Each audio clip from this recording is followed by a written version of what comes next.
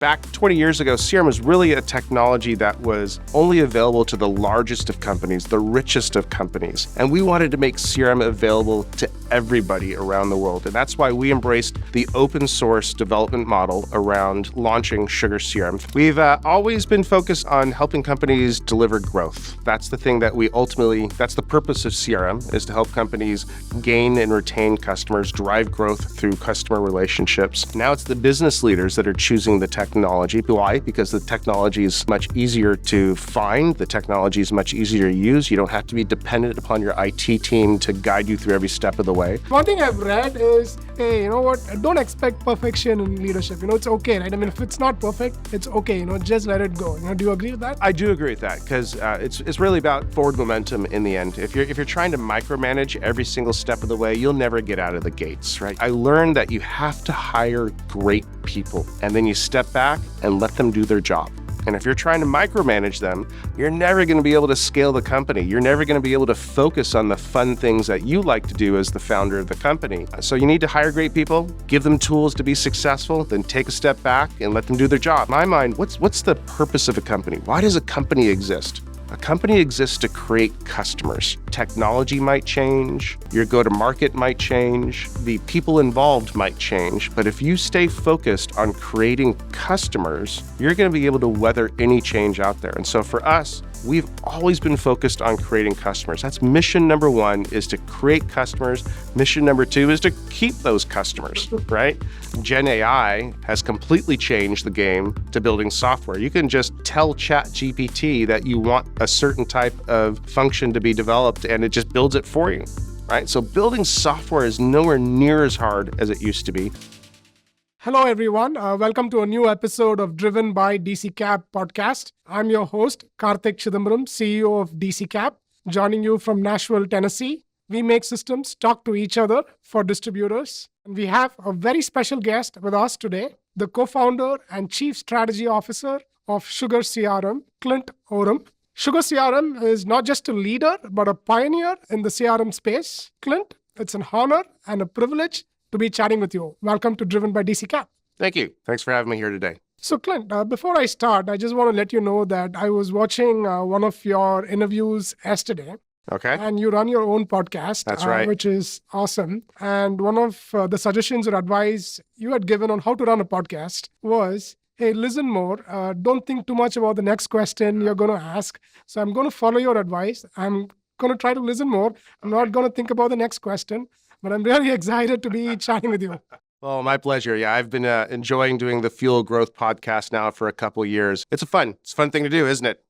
Get to interview a lot of really different, interesting people. Thank you so much, Clint. Clint, let's get started with your early days. I mean, you were at Epiphany. You started SugarCRM with a couple of other people. You were the co-founder, with two more co-founders. Tell us about the early days of SugarCRM. We didn't even know what a CRM was, but then Sugar was the CRM company. Yeah. Tell us about the early days of how SugarCRM That was 20 years ago. In fact, our 20-year anniversary as a company is June 1st, and today is May 20-something. So we're coming up almost exactly on 20 years. So looking back 20 years ago, three guys working together at another CRM company called Epiphany. Two of us were in product management. One of us was in engineering. And we had a vision for doing something different with CRM. Back 20 years ago, CRM was really a technology that was only available to the largest of companies, the richest of companies. And we wanted to make CRM available to everybody around the world. And that's why we embraced the open source development model around launching SugarCRM. In fact, we were the first open source CRM company to ever get a launch. We took the market by storm, right product at the right time, just really took off out of the gates. Had the idea in January of 2004, quit our jobs in March, started working on the idea in April, incorporated in June, raised $2 million in financing in July, hired our first 10 employees by August, started selling software in October. And between October and December, we sold $250,000 worth of software. That was our first year 20 years ago. It was an exciting time. That's very interesting. I mean, I love it. And I love the purpose too, on terms of making CRM available for everybody. Yeah. I can vividly remember, way back in 2007, when DCKAP was looking for a CRM software. I didn't even know what a CRM was. And I was doing sales for the company, and it was getting a little too much for me to handle with spreadsheets and all that. And I thought, hey, there got to be something which is going to help solve this problem. And then I was researching on the different CRM softwares out there. There were not that many. And then I ended up in finding SugarCRM. Yeah. I implemented the software myself. And I was also taking some courses at Stanford. And SugarCRM was also used as a use case at Stanford. So it was really, really interesting, using the product those days. And you had, everything there, it was very configurable and all that. So, it was a fun experience working with the SugarCRM product. Well, thank you. And thank you for being a customer of SugarCRM back then. We've always been focused on helping companies deliver growth. That's the thing that that's the purpose of CRM, is to help companies gain and retain customers, drive growth through customer relationships.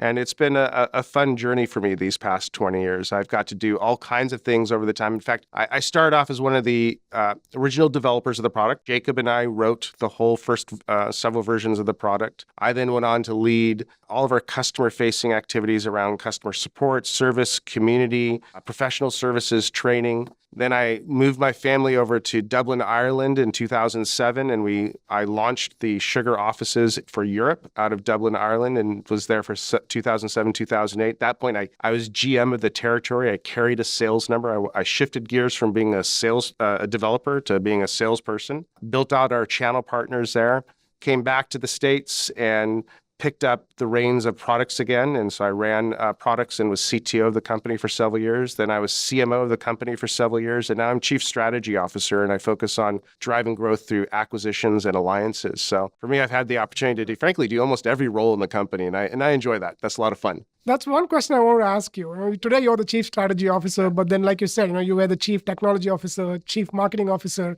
You went to Ireland, set up the Europe business there. You've done all sorts of things, at SugarCRM.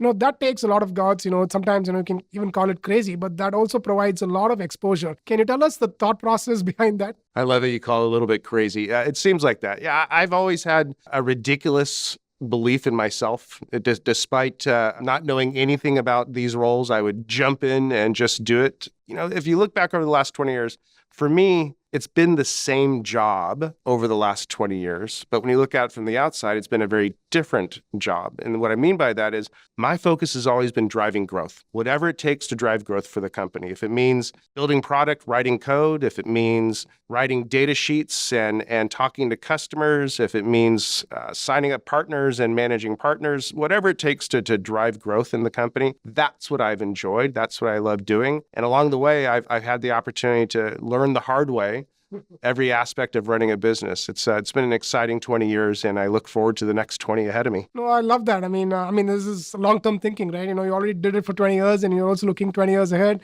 So about a 40-year journey. I mean, I love that. I can totally relate to that too, right? Even at DCKAP, I've done all sorts of roles, right? Right from picking up the phone. That's what you do as a founder, exactly, right? As a founder, whatever it takes. Yeah. Chief janitor officer, it doesn't matter. I'm at events like the event we're at today, and I'm looking to make sure that the booth is set up right. I'm looking to make sure that everybody who walks up to the booth is getting personal time with people.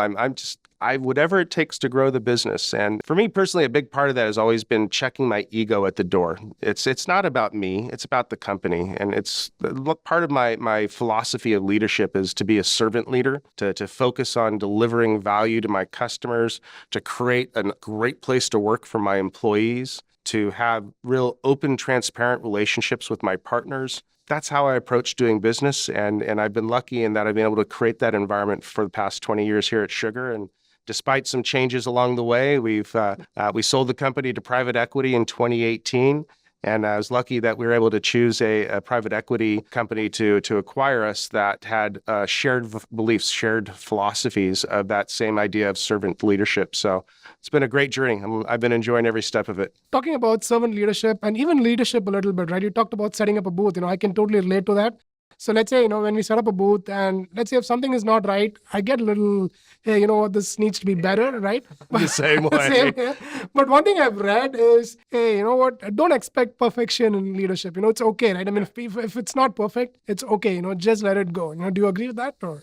I do agree with that because it's really about forward momentum in the end. If you're trying to micromanage every single step of the way, you'll never get out of the gates, right? You have to have forward momentum. You got to have You got to remember that while you're seeing all the details, not everybody else is seeing the same level of detail. And also, I think it's very important to empower the people around you.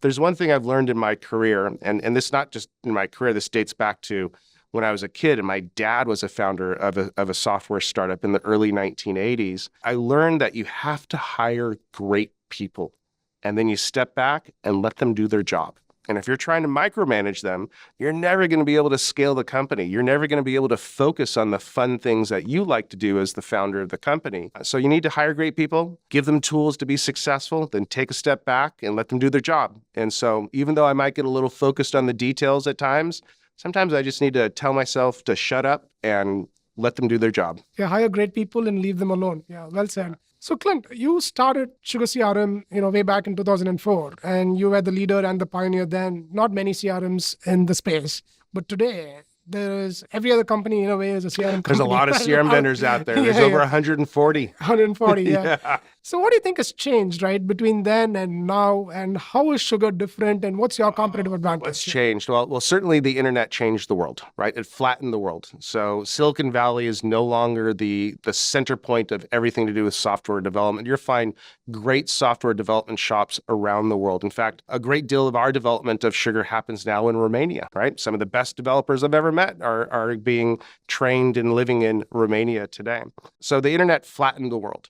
And developing software has become easier and easier. In fact, Gen AI has completely changed the game to building software. You can just tell ChatGPT that you want a certain type of function to be developed, and it just builds it for you, right? So building software is nowhere near as hard as it used to be. So you got a lot of companies. Now, what you need to do is you need to take that focus that you might have been on becoming a technology expert and make it become a customer expert. Because in my mind, what's the purpose of a company? Why does a company exist? A company exists to create customers.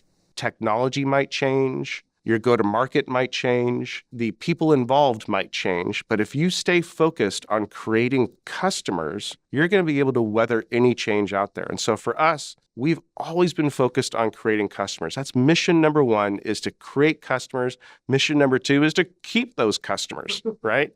And so if you stay focused on that, you can weather any change, as I said. And there's been a lot of changes in the industry. So since we started Sugar, open source, cloud, mobile, social, now we're in the age of AI. These technology waves kind of come and go, but we stay focused on solving those business problems for our customers, helping them gain and retain customers, helping them solve their marketing challenges, their customer service challenges, their sales challenges. And the technology may shift along the way. We've shifted along with it. Now, we haven't always done that in the most adept of ways. When open source kind of came to an end as a technology wave, to be honest, we were a little lost for a while. We were for several years.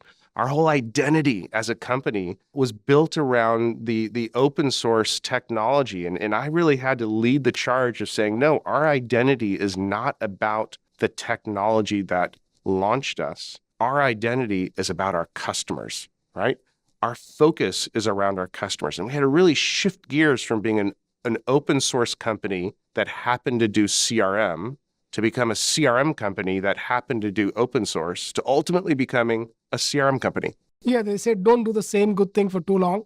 Even if you're very good at it, just keep changing things, right? So well said. Clint, can you talk about some of the mistakes you did? You've had a 20-year long career, with SugarCRM. You've had the ups and downs. Tell us about some of the highs and lows of SugarCRM and the one that really stands out for me, I think, probably is that shift away from open source that happened in 2014. That was 10 years ago. In fact, I wrote what was a pretty famous or maybe infamous blog post on the Sugar forums back in 2014 saying that we're stepping away from open source. And we did that because first, just open source wasn't relevant to our customers anymore. It just was nowhere near as relevant as it used to be. In fact, open source was mostly relevant to the IT buyer. But if anybody who's bought business applications recently recognizes that IT does not have the same level of control or the same voice in the selection process that they used to have. Now it's the business leaders that are choosing the technology. Why? Because the technology is much easier to find. The technology is much easier to use. You don't have to be dependent upon your IT team to guide you through every step of the way. So IT is frankly less relevant in the decision-making process that they used to be. And open source was really relevant to the IT buyer. And so we felt it was time for us to shift gears and focus on the line of business buyer, the VP of sales, the VP of marketing, the VP of customer service. But we made a really critical mistake. We didn't have that new focus, that new North Star right in front of us. We didn't. We stepped away from something that frankly broke our lead machine without having something clearly thought through to replace it. And we spent some time finding that, and we found it in the form of manufacturing distribution customers. So we specialize probably better than anything else in manufacturing distribution. We have customers across a variety of industries. We do extremely well with companies in software and technology, as well as business services, as well as financial services. But 40% of our customers are in manufacturing and distribution. And that's an area that we've got a great deal of expertise, a great deal of knowledge that we're able to convey to those types of companies in manufacturing and distribution, how to drive growth, not just with technology, but people, process, and technology together. So we had to replace that North Star with a new North Star. And I wish that we had that figured out sooner. Did the revenues drop, when you guys made the shift? No, revenue never dropped, but it slowed down. And I think distribution is a great market to be in. And I'm glad, 40% of your revenue is coming from that. It's a great market. And we also work a lot in that market. We love serving the distribution market, so it's really... A high velocity business, very demanding. You bet. They're looking for software that can be configured directly to their business, but they need software that is not only easy to use, but doesn't get in the way of getting transactions done quickly. So if that's one thing I've learned, it's that. So what is your role as a chief strategy officer? What does your day-to-day look like, and how do you define strategy for Sugar? Sure. So I look after corporate development and alliances for the company. So what that means is mergers and acquisitions, as well as working with our partners. If you look at the three main levers that you're going to pull to drive growth for a company and drive your product roadmap and your go-to-market roadmap, it's going to be through a build strategy, a buy strategy, or a partner strategy, right? And most companies, of course, put a lot of energy into building killer products or services and taking them to market. More sophisticated companies will also understand that they can buy companies to accelerate the roadmap, and they can also partner with other companies to accelerate the roadmap. And frankly, that's what distribution is all about, is partnership, right? And so I look after the buy and the partnership side of things. So companies that we're looking to ultimately fold into the Sugar portfolio will often start off as a partner. And then if it makes sense for the two companies to come together, then I'm in charge of making sure that we can find that path together. So I look after buy and partner. Let's stay on the buy. And you have a big news today. You guys acquired SalesEye. That's right. Yeah, the revenue intelligence platform. Tell us about that. I'm really excited. I was just reading about that. Tell us about that. And it's a big news today. And this is the first time you're talking about this in this podcast. This is my first time talking about it publicly. We announced the acquisition today. Company's called SalesEye, Sales-I. A company based out of the UK, out of Birmingham, or a suburb of Birmingham called Solihull. They also have US offices in Chicago. We've been partners with them for the past year. And what SalesEye does is they take all of the data that's locked up inside of your ERP system, all the customer data that's locked up inside of your ERP system around the financial purchase history, pulls that data out, puts it into a data warehouse, does all kinds of analysis against that data to tell you what customers are buying, what they're not buying, what's been the purchase trend history compared to other customers, what are the products that this customer is buying that other customers are also buying, what are the products this customer is not buying that other companies are buying, and gives recommendations directly to the salesperson in the form of tasks. Talk to this customer about these topics. Maybe it's a churn risk topic. Maybe it's a reduction in spend topic. Maybe it's a cross-sell, upsell, link sell, switch sell topic.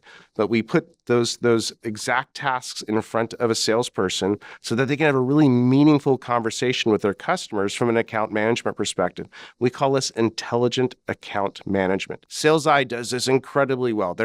They're a 2007, they're almost a 16, 17-year-old company themselves, and they became partners of ours a year ago. We started reselling their software, and it just took off when we started reselling their software. We've already signed up a couple dozen customers together. We've got another 100 in the pipeline that we're working on together. And both companies decided it made sense to come together and join forces. And so we've been working on that. I've been working on that project with several others in the company over the last couple months. And today we're announcing publicly that SalesEye is now a SugarCRM company and part of our portfolio.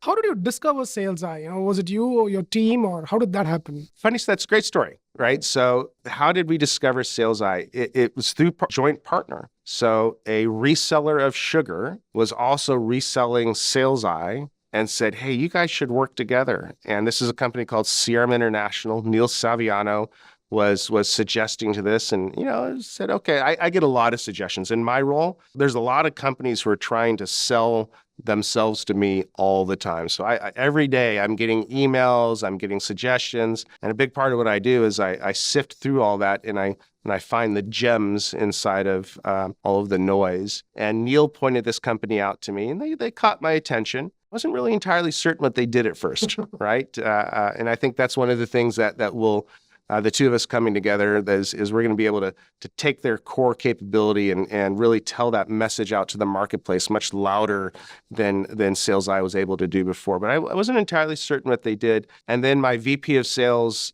Dennis Smith, was saying, no, this is really cool. You got to look at this, Clint. I said, okay, I've got two people I respect and I know and I trust telling me that I really need to pay attention to this. And I did. And we started the journey that has concluded into them being part of the company now. I was in their Chicago offices yesterday welcoming the Chicago team to be part of the Sugar family. It's a really neat thing to do. Oh, very interesting. So SalesEye is now part of SugarCRM.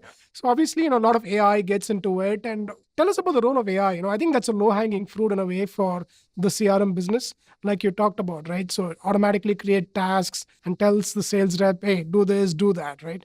Tell us about the role of AI. Well, I think of AI in two different ways, right? There's lots of different types of AI. So if you go to Wikipedia today and you look up artificial intelligence, they'll be talk about the 6 different disciplines of artificial intelligence. And we're focusing very specifically on predictive analytics and generative AI. So predictive AI, leveraging machine learning, finding those patterns in the data that when you're looking at one data set, a customer, and comparing to a larger data set, all your customers, what are the patterns that come out of that? And those patterns ultimately are telling you from looking at the ERP data that certain customer has churn potential, has growth potential, is not taking full advantage of all the products that you're selling. And how do you focus that in? You're looking at those patterns in the data. That's the predictive AI side of things. Now, where we're going next is generative AI. Generative AI, the way we're leveraging it immediately out of the gates is you got this vast sea of data. How do I summarize it quickly? How do I take all this data and summarize it down into just a couple paragraphs? For instance, what's new with my customer? Have you ever asked that question? What's new with my customer? And you go and you look at your CRM system, and if you're an expert CRM user, your eye scans across the screen. Look here, look there, look there, look there. Okay, this is what's new. There's new emails. There's a new opportunity. Oh, look, the renewal's coming up in just a few weeks. That's what's new with the customer. Imagine you just take all of that data in your CRM system, pass it through an AI API, right? And get a short summary back. This is what's new with your customer. This customer is generally very happy. They're coming up for a renewal in a few weeks. There's a high likelihood that they're going to renew. There's been 20 emails with them in the last month alone, and you've got 5 open opportunities. Things are looking good, right? Or we haven't heard anything from this customer in 6 months. Usage of the software is down. There's a high likelihood that they're not going to renew. Now, of course, I'm giving some examples within the context of a software space, but you can take those same examples and map them out to the distribution space as well. Yeah, I also love how the AI works in Zoom, right? Even on our calls, you put the AI in, it summarizes the entire call for you and then just gets you the exact action items. It definitely saves a lot of time that way. Yeah. So all kinds of great ways of leveraging generative AI. And in the end, generative AI, like predictive AI, is about finding patterns in the data. In this case, the data is words. With predictive AI, you're looking for patterns in numbers. In generative AI, you're looking for patterns in words. similar concepts. But in generative AI, you're looking for those summaries to tell you what's going on. Then, of course, the next best thing that's coming with generative AI is next best action. What should I do next with my customer? Right? This is something that we also have in Sugar is of all the things that are happening with this particular deal, what's the thing I should be doing next? What's the next piece of information I should be uncovering? What's the next value connection I should be making for my customer? So this is what we're doing with AI. I spent a lot of time thinking the last 5 years about predictive AI and machine learning and how to apply that to making sense of the numbers. And now generative AI and how do you turn all those numbers and words into meaning as well. Generative AI, predictive AI, machine learning. Let's shift gears a little bit, Okay. Clint. So, I mean, you talked about getting a lot of emails and, skim through all the emails. Do you work with an executive assistant? How do you make your day very productive? Me? Yeah. No, I don't work with an executive assistant anymore. I used to, but now I'm finding that I'm able to keep track of myself and keep my day organized. There are some, no, that's not true. Okay, Fabiana and Samantha would probably give me a hard time. We do have a couple assistants who help out the entire executive team, but I don't have an assistant directly assigned to me. But there's usually my challenge is I will overbook my calendar. I will forget to schedule a hotel or a flight for coming up, and Fabiana or Samantha will get me out of the mess there. So yeah, I do have some help, but not as much as I used to in the past. Can you give us some productivity hacks? Are there any tools that you use to keep yourself more productive? So I'm a big user of the Microsoft suite. So certainly OneNote and Microsoft To Do. I think my single for me, it's about lists. So I'm ADHD, 100% have ADHD. For me, I have a tendency to forget to keep track of the tasks. And so I'm opening up Microsoft To Do every day and just adding in to-do notes. So lists are probably the most important thing for me. Then, of course, I'm living by my alerts popping up out of Outlook, looking for the alerts popping up out of Sugar as well. Yeah, I love trying different productivity technologies, but I'm always trying something new and throwing it away and trying something new and throwing it away. So name a technology, and I've probably used it at some point. I'm trying out a new one right now called Ohai, OHAI, and I think I'm pronouncing it properly. I'm not certain, but it connects directly into your email, and it reads your calendar and your email, and it prompts you through the day and gives you a voice interface for managing your calendar. So that's the new productivity technology that I just started trying out in the last couple of weeks and starting to get used to it. Frankly, I think that's the future of a lot of technology is going to be voice or typewritten notes interface. That's super cool. I should try it as well. Yeah, you should check it out. Yeah. I looked around in a few different ones, and that's the one that really caught my attention. So let's talk a little bit outside of work, right? So I mean, you do some great work in terms of you're also on boards of schools for children with special needs. Can you talk through a little bit about that? What do you do outside of work? And Yeah, so outside of work, I mentioned that I have ADHD. So in my family, we're a family of ADHD. So myself, my wife, my 2 kids. Both my kids also have learning differences in the form of dyslexia. So that was a whole journey there. And any family that's on the path of learning that their children have dyslexia, it's a tough journey. It can be a very emotional journey. It can be a very draining journey when your child, your love, the future of your family, the person that you're putting all this energy into is telling you, "Dad, I'm stupid.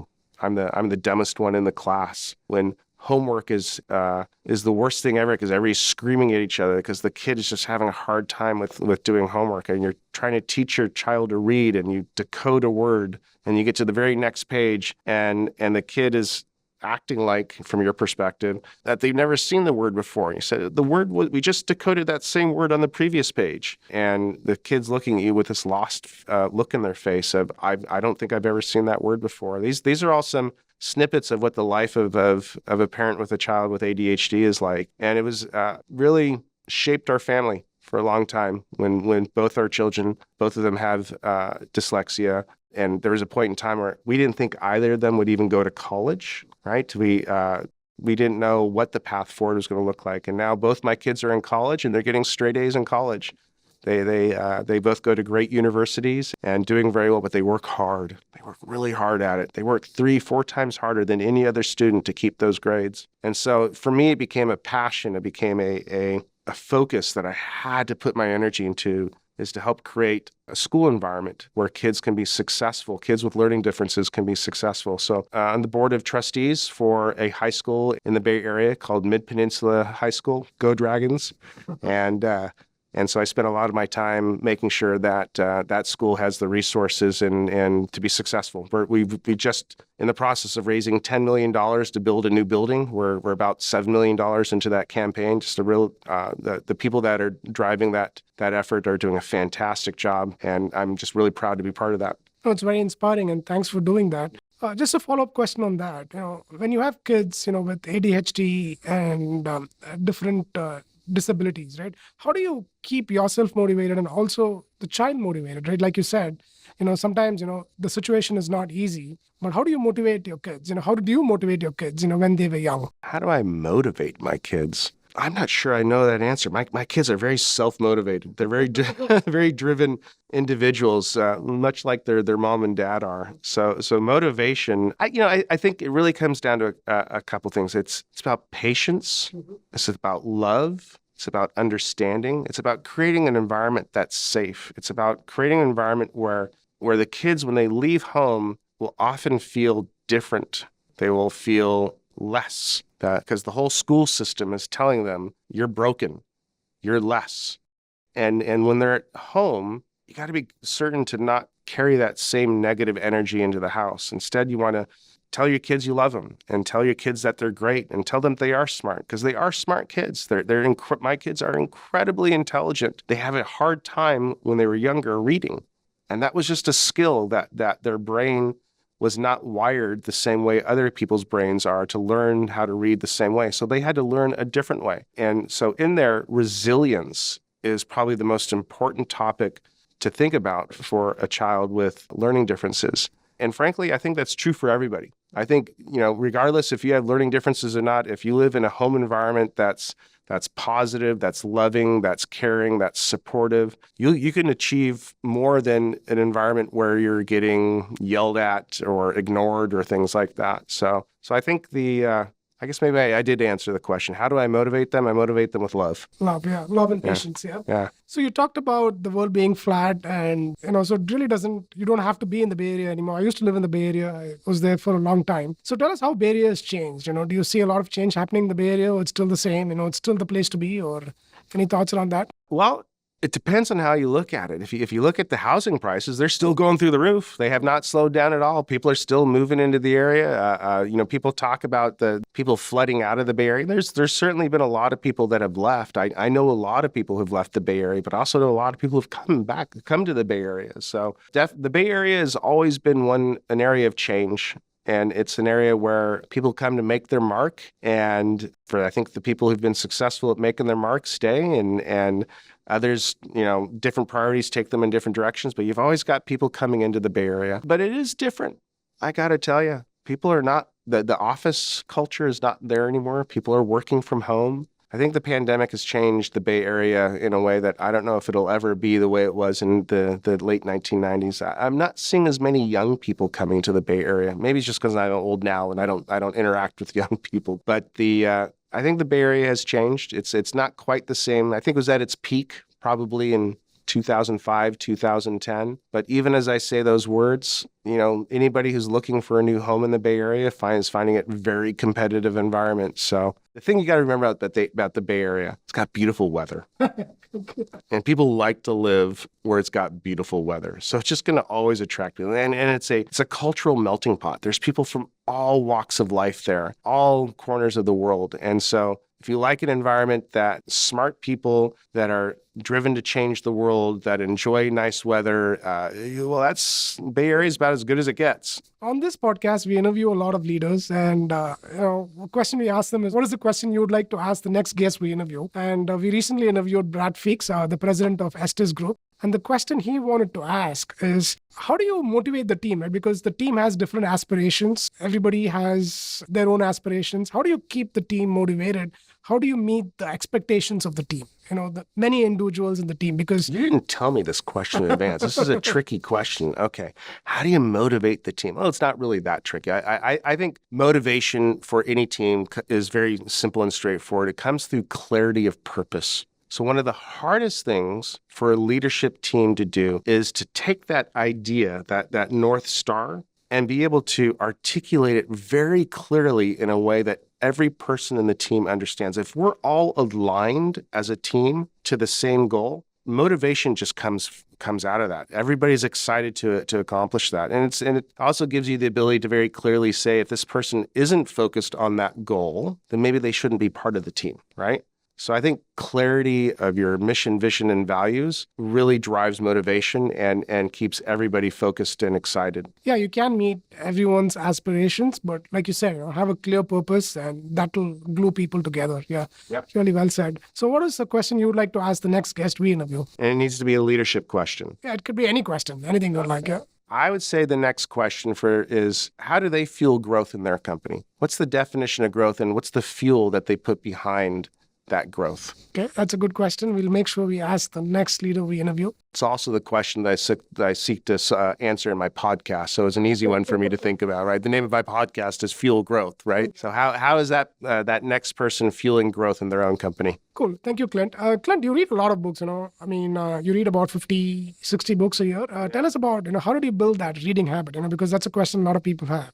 They want to read, but sometimes one thing I hear from a lot of people is, hey, I want to read, but I'm not able to, right? So how did you pick that up? Well, I do read a lot. And that's, I've always been a book nerd my entire life. I have a huge library at home. I've got an entire wall dedicated to books. My family laughs at me because I don't think I've ever thrown away a book. I just do nothing but collect books. But for me, I don't read a lot of business books. I'm not the guy who's going to the next business book. I read a lot of science fiction. I like to be entertained, but I also like to think about what the future looks like. Science fiction just always captures my imagination because it's what's coming next. If you look at the world a different way, what would it turn into? And is that something that we want? Is it a dystopian future? Is it a future that we're excited about? So for me, it's also the only way I can stop thinking about work. Video does not engage me. Watching TV, watching the latest Netflix series, my mind starts wandering. I'm picking up my phone. I'm doing email. My wife is getting annoyed with me. But when I pick up a book, my focus becomes complete and I can stop thinking about work. So it's my way to relax, is to pick up a book. And so yeah, I go through about a book a week. Yeah. That's amazing. Do you have any advice for people who want to build their reading habit?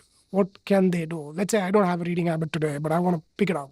Any advice? Well, I say you probably do have a bit of a reading habit. Do you read the news? I think everybody there's you got to find the thing that you're interested in and then read about that. For me, reading is a way to satisfy my curiosity. So if you're a curious person, if you want to learn about different topics, whether it's reading or watching videos on that topic, I don't think that the exact format really matters as much as follow your curiosity. That's really what it's meant to me. My entire life is follow your curiosity. And then from that, I happen to read a lot.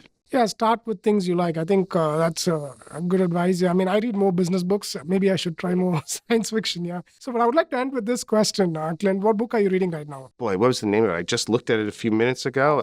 The Object. There you go. I'm horrible with names. That's why I started a CRM company. I'm absolutely horrible with names. I have to have them written down. I'm really into the topic of first contact right now. I'm a little bit of a sci-fi nerd, a little bit of a conspiracy nerd, but have you followed in the news over the last few years of the unidentified aerial vehicles, the UAVs that the U.S. government has acknowledged is there? A little bit, but not a whole lot. Yeah. I personally believe, this is me going out on a limb, that first contact is going to happen in our generation. I think we're being prepared for first contact. And so I've been enjoying reading a bunch of books about first contact. It's a little conspiracy theory, a little bit out there. Might need my tinfoil hat, but I've been reading about that topic. So Peter Crawford has got a series of about 26 books that dig into the topic of first contact from a bunch of different directions. And now I've branched off to another author and reading the book called The Object. So I'm actually reading a leadership book, Multipliers. I think it's written by Liz Wiseman. It's a good book in terms of, hey, how can you be a multiplier? See, look, you're reading books about how to grow your business. I'm reading books about little green men. Whose reading habits are more valuable? I don't know. It might be yours. You say you're not much of a reader, but No, I do read. I do read. But I don't, I average about like 1 or 2 books a month. I would say more like 15 books a year. I would love to get to 50, but I'm nowhere close. But I really want to build on it. Yeah. there you go. Right on. So, Clint, tell us about your podcast. You run a podcast as well. I've browsed through the episodes. Tell us about where can we learn about your podcast? Yeah. Fuel Growth Podcast. It's on Spotify. It's on Amazon. It's on every podcast channel out there. Fuel Growth is unlocking the secrets to sustained revenue growth. We're interviewing CXOs across all the different industries and learning from them about how they drive growth in their company. And it's a really fun topic to dig into. How do you get guests on your podcast? That's a question I want to ask you. Just networking. So, part of it is my customers. I love interviewing my customers. I love talking to them. I love asking them who they recommend to talk to. So I think if there's one thing, finding the next podcast guest is a lot like finding the next job. You tell people that you're looking for a podcast guest, and you'd be surprised the number of recommendations you get. Thank you so much for agreeing to be on our podcast. It's an honor. Thank you so much. My pleasure. Absolutely. Thank you for having me. Thank you. Thanks for joining us on this episode of the Driven Podcast. Check out our other episodes for more and subscribe to be the first to access every new episode.